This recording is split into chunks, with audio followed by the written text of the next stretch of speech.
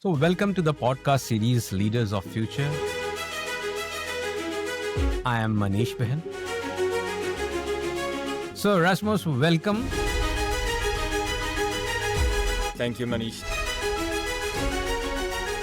Can compassion and capitalism genuinely coexist, or a corporate compassion still is only a branding exercise, while for any organization, profit remain is the only true goal? Yeah, it's a good question. And I don't think it's an either or. I think it's a both and. I do think that capitalism, in some shapes and forms, can coexist very, very well with compassion. And I think that capitalism in itself can be a compassionate system. But when it's unhinged, unregulated capitalism, and we do see some places in the world and certainly some corporations, then it becomes tricky.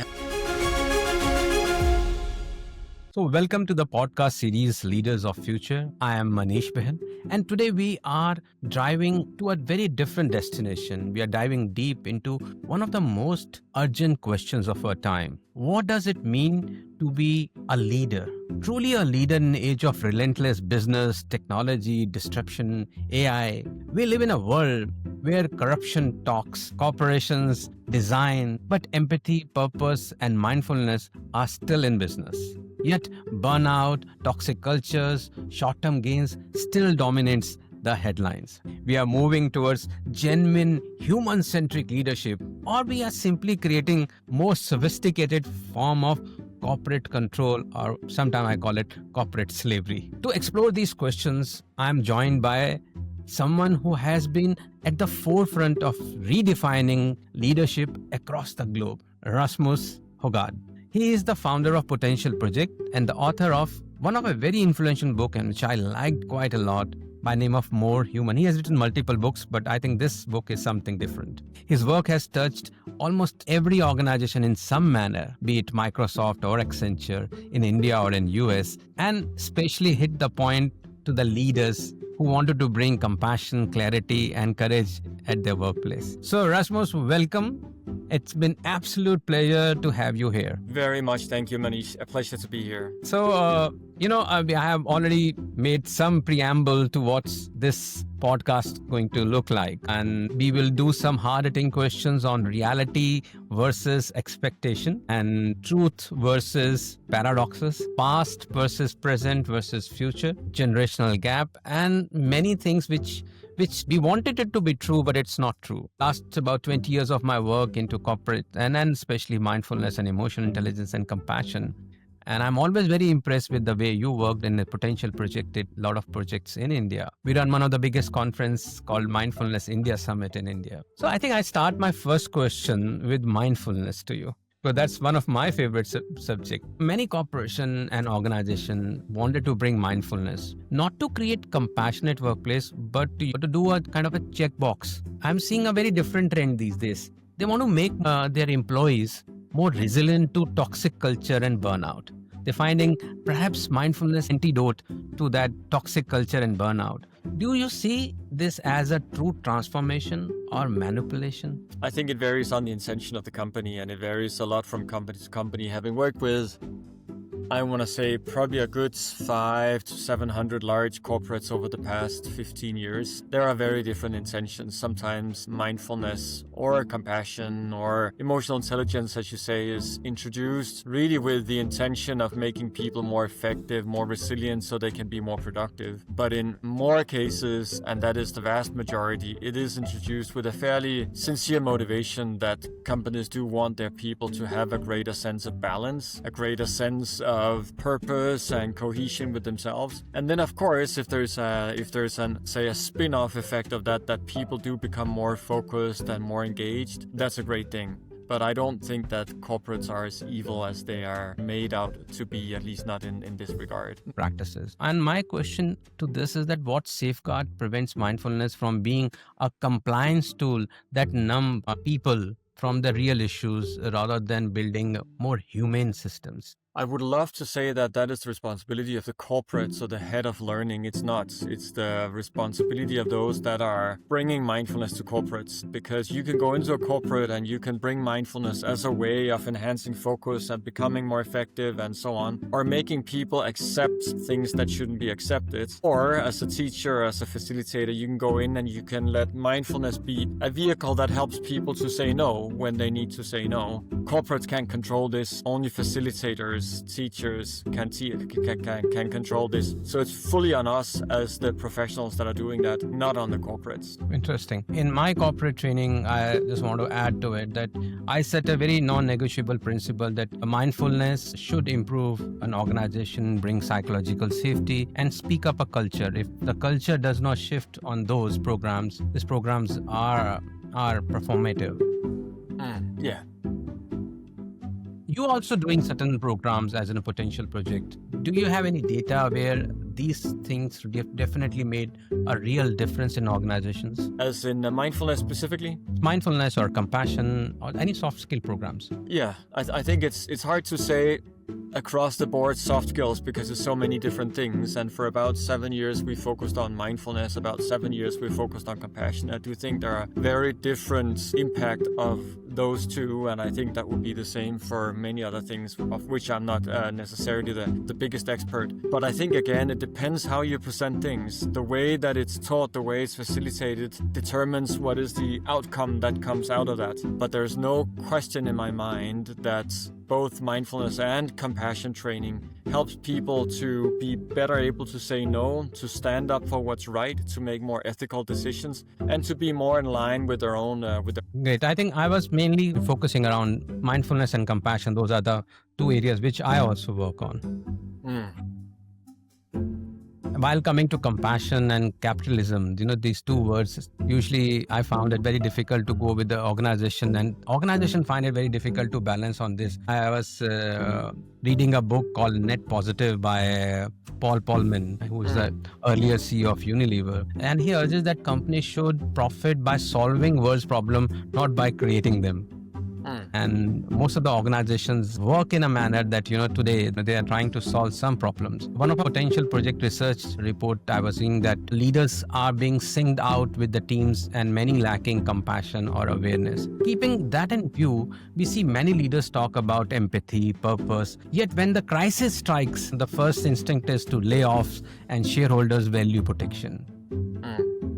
And sometimes, it seems like hypocrisy built in our DNA system. Is that true, or it's kind of a modern leadership where you have to balance these things out?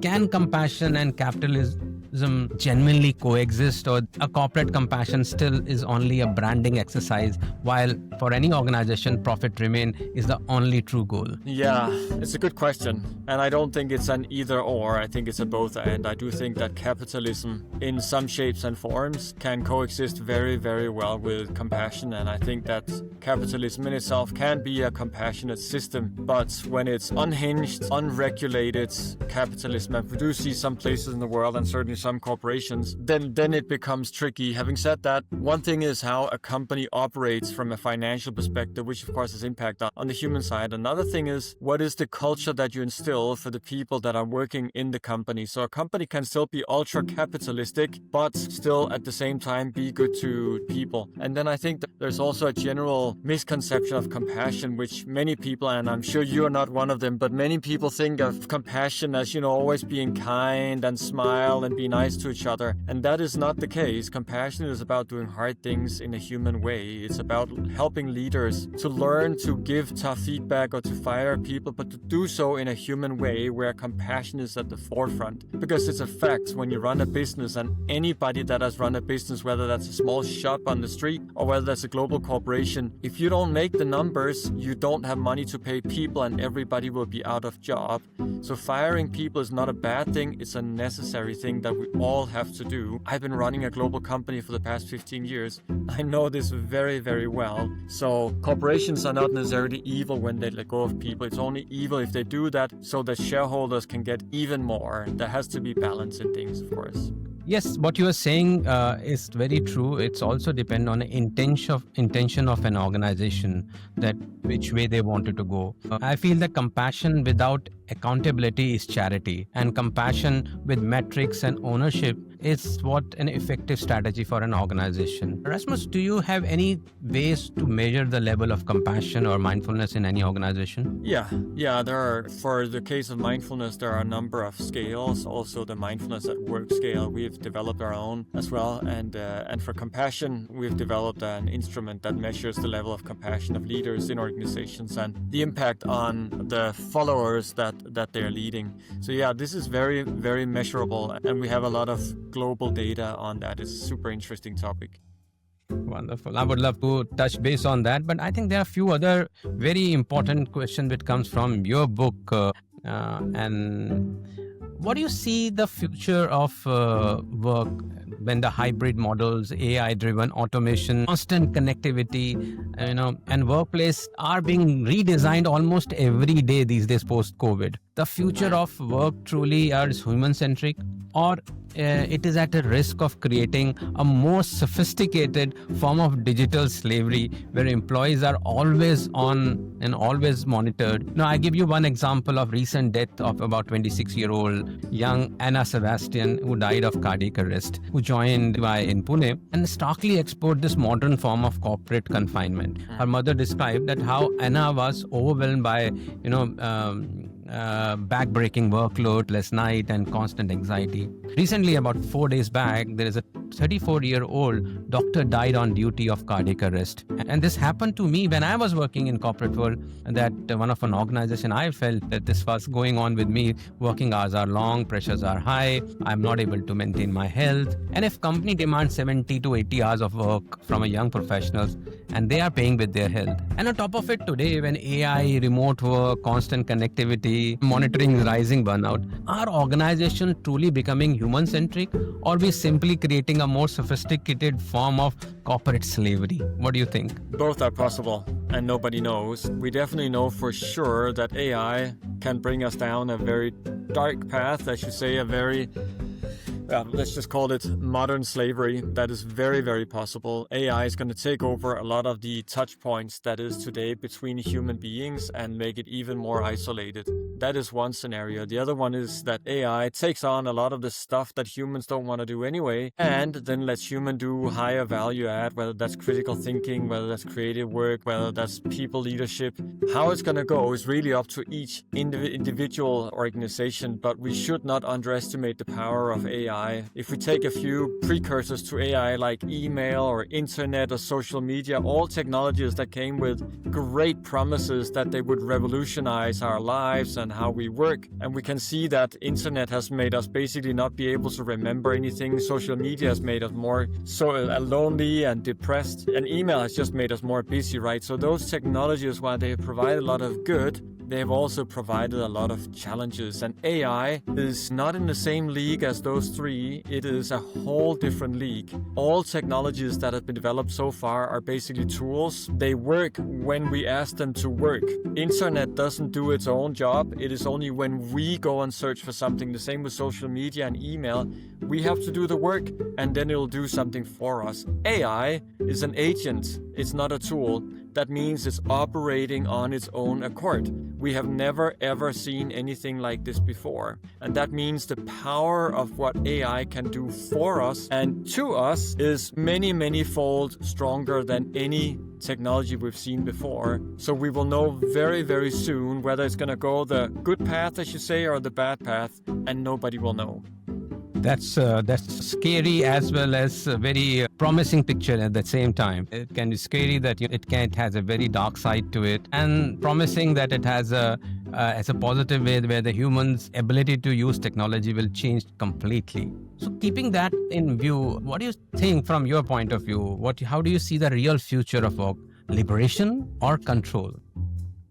I think it's going to vary a lot from company to company. So I don't think that there is a general picture of what it will do. Some companies will use AI and technology in general for greater control and greater gains, and others will use it for, let's say, liberating people. I think the bigger question is, will there actually be jobs for normal human beings that will not be taken by AI? And if you're asking all the people that have a little bit of understanding of workforce planning and AI, it's not a very positive picture. I think we're looking at hundreds and hundreds of millions of people that could be losing their jobs. And I think we have to be very real about this. Okay, let's coming from technology. Let's think about the human emotions. You work a lot on emotions, emotion intelligence. You know, Rasmus, you would really amazed to know one fact that one of the biggest drivers for performance in many companies is not inspiration. It's fear. It's fear of losing job, fear of missing targets, fear of not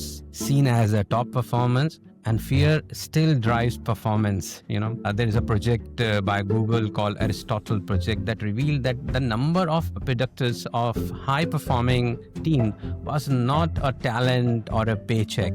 It was psychological safety. It's just completely opposite to the fear. So my question is that why does this outdated model of fear still dominates the boardrooms today? When we very well know that it kills innovations, it kills loyalty, it kills creativity, and more importantly, with your global experience, I'm not talking about India as a playfield or an organizational companies. Your global experience, what are the most powerful alternatives since you work on both sides? You have seen that inspire performance without fear. Yeah. So first of all, I think I just want to acknowledge I fully agree with you, but nobody talks about it. Fear is the biggest driver of good performance. If anybody would question that, that would be the same as saying that people go to work because they love to work. And while that is true for a percentage, it's definitely not true for majority. So if people didn't fear lose their job, they wouldn't work so hard, and certainly nobody would kill themselves for work. Having said that, I haven't come across many companies where in the boardroom or in the leadership team, they sit down and strategize on how can we make fear a driver of even more work. I have never ever heard anybody do that. And while there may be biases in individual leaders that makes them lead in ways that are not psychologically safe and thereby fearful, I don't think it's not a deliberate driver for any company to have their people fear, because fear is also making people disengage and dissenting and all kinds of bad things. So I think nobody really wins from fears, not the employee and certainly not the company, but it is still a factor that is there. I wanted to share an ancient thought. One of the emperor who actually promoted Buddhism was Emperor Ashoka. Today, all the emblems of India come from Ashoka. There's a brutal war happened called War of Kalinga. Okay. And while Ashoka was on a spree of killing thousands, he realized the futility of ruling by fear, and he shifted towards dharma-based compassionate leadership. I think he was the first ever real leader who has transformed from being brutality to compassionate leadership. And he became one of the history's greatest example how compassion can outlast conquest by spreading Buddhism and welfare not only in India but across Asia. His thought process that it spread Buddhism to all across Asia. So that if we draw a parallel to a corporate just like Ashoka, companies that ruling through fear may achieve a short-term gains, but enduring legacies are built probably on compassion. And this is what is my learning of last 10 years of working on subject of mindfulness and emotion intelligence. I just want to say I fully agree with you. And I think it's far off that we will have corporate rulers that are ruling just purely on compassion like Ashoka. But I think there are many companies, at least that I have worked with, that have that intention and that try to put that in action in how they're leading. One company that comes very clear to mind is Marriott. And first of all, disclaimer, I don't think all Marriott hotels are perfect at all, but the intention of the founding couple was if we take care of our employees, they will take care of our customers and business will take care of itself.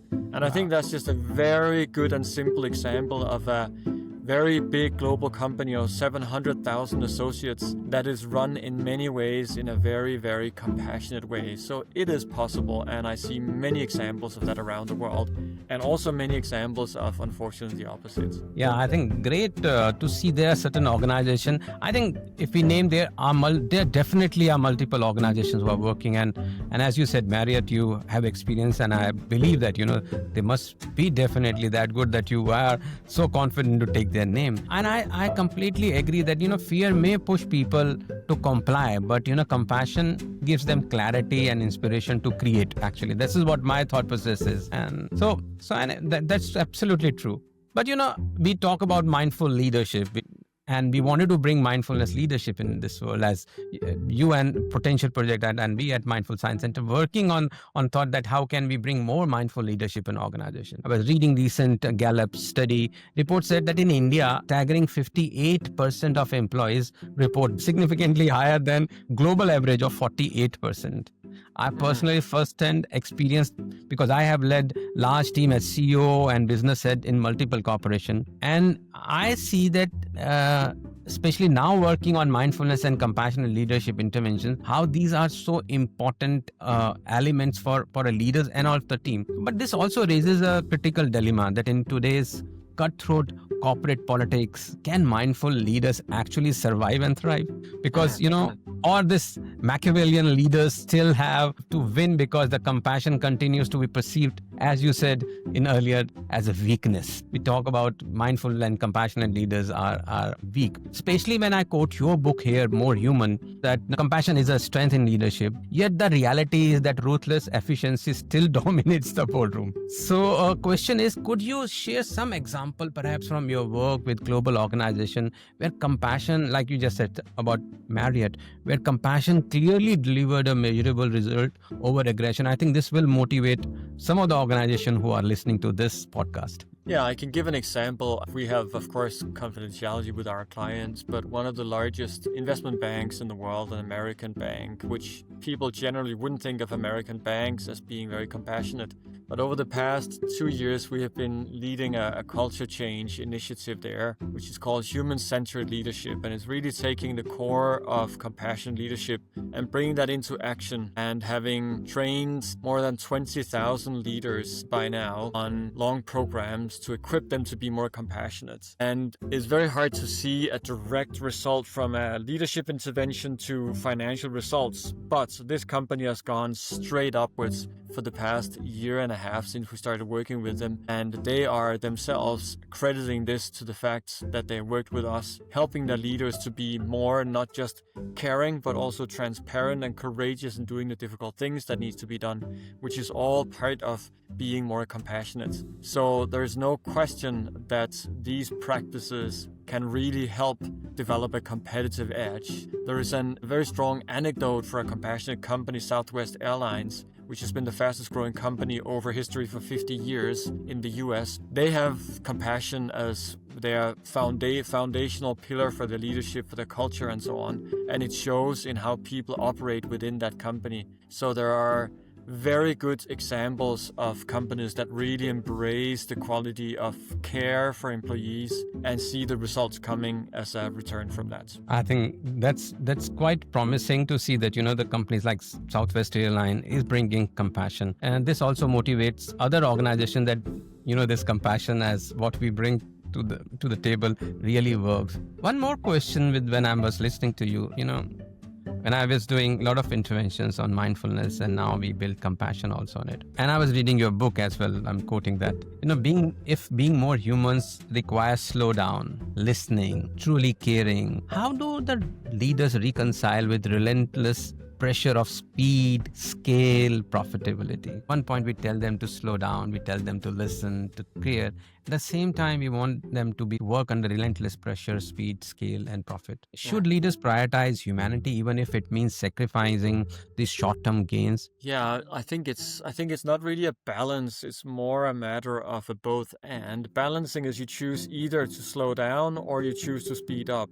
But I think there is a whole saying of slowing down to speed up, which is all about learning to do the right things with clarity of mind. The thing that we're seeing in many companies nowadays, and there's been multiple studies looking at this, is that most leaders are like stuck in the hamster wheel, frenzied, just doing what is called for in the moment. And while that is good because it keeps them very, very effective, they may not be effective on the right terms and thereby not be productive. So helping leaders to slow down so they can speed up means to help them to learn to take breaks during the day where they're recalibrating what is most important to do right now. Stephen Covey had the great analogy of there's no point in reaching the top of the ladder only to find out that you put the ladder against the wrong wall. And I think that's what mindfulness, what slowing down is about. It's not about being more slow in your action, but it is being slow in your thinking, that you always have the clarity to know that what you're doing right now is the absolute right thing to do right now. That is what makes us speed up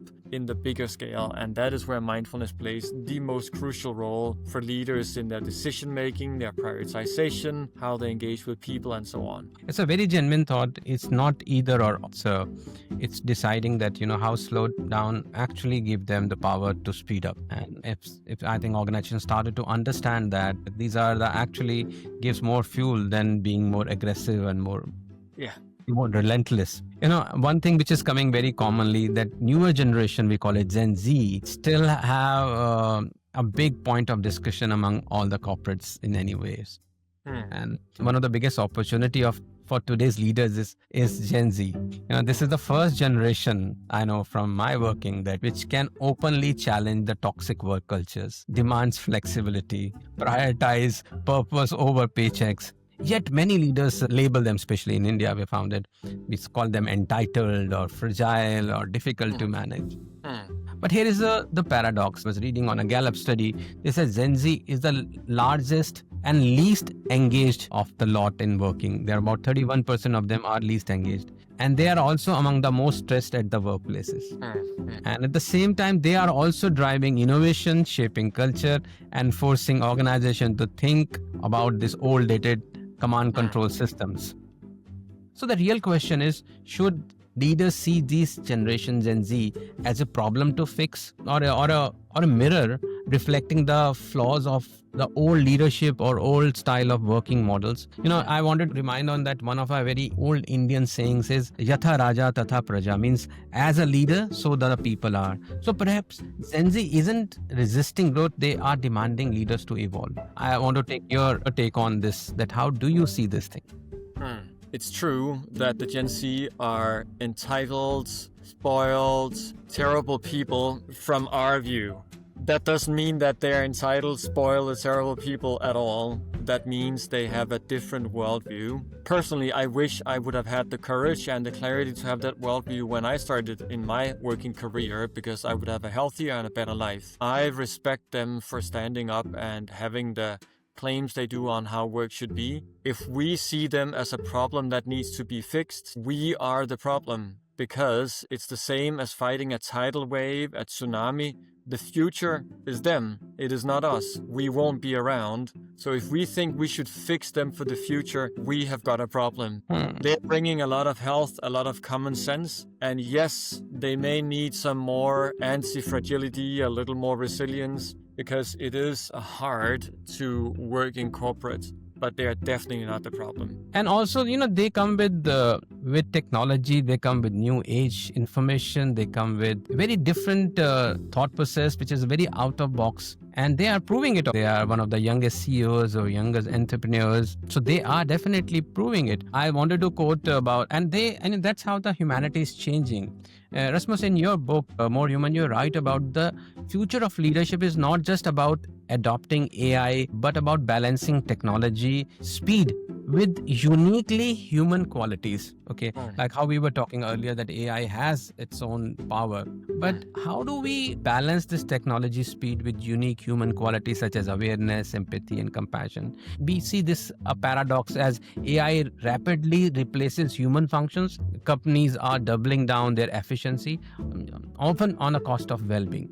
And also, I was just reading an MIT Solon study where the 62% of employee fear today that it's being replaced by AI, which is adding on to current anxiety which they were going through, and another anxiety of disengagement and displacement. So my question is, where do compassion and mindfulness fit in the issue when corporate system itself is built on self-interest, KPIs, returns? Can this work together? I think the role of human leaders in the future, obviously, where AI takes over a lot of the stuff that humans would normally do, and where AI will speed up everything radically every day, the role of human leaders is to slow down so we can point AI in the right direction to do the right things, and to bring a sense of common humanity, care, compassion into organizations. So that means the skills of, as you talk about, mindfulness and compassion are going to be increasingly important in the future. If we want to have a role in the age of AI, we should not try to compete with what AI does. We should try to be good at what it means to be human, and that AI cannot. AI doesn't have awareness in the way that humans do, and AI doesn't have compassionate care as humans do. So those are two of the foundational qualities that leaders need to really embrace and develop in the age of AI to have a relevance. Yeah. Okay. So if this is the way the corporates has to perform, what does corporate success means in this age? How they can thrive in humanity in the age of AI? If you have to create a definition, this is a definition of success in age of humanity or thriving within it. So there are two paradoxes where we wanted to become more human, but at the same time we wanted to use the highest form of technology. We find this in a very short line. What organization need to do? Yeah. Organizations need to equip their leaders to be AI-augmented human leaders. That means leaders with high awareness, wisdom, and compassion. Very specifically, awareness, wisdom, and compassion. And they need to learn to set context and let AI deliver content. They need to be good at asking questions and let AI deliver answers. And they need to be leading with the heart and let AI help translate their intentions into the right actions by using the algorithms of AI. That's in very short what leaders need to be equipped with by corporations in the future. Wow, I think this was my next question to you. That again, I'm quoting your book because I'm quite impressed with your book, More Human. Let's also envision that leaders who embody compassion, courage, and clarity. What you just said. And today, world is shaped by AI technology, generational shift, and rising complexity. There are two different streams altogether, and so.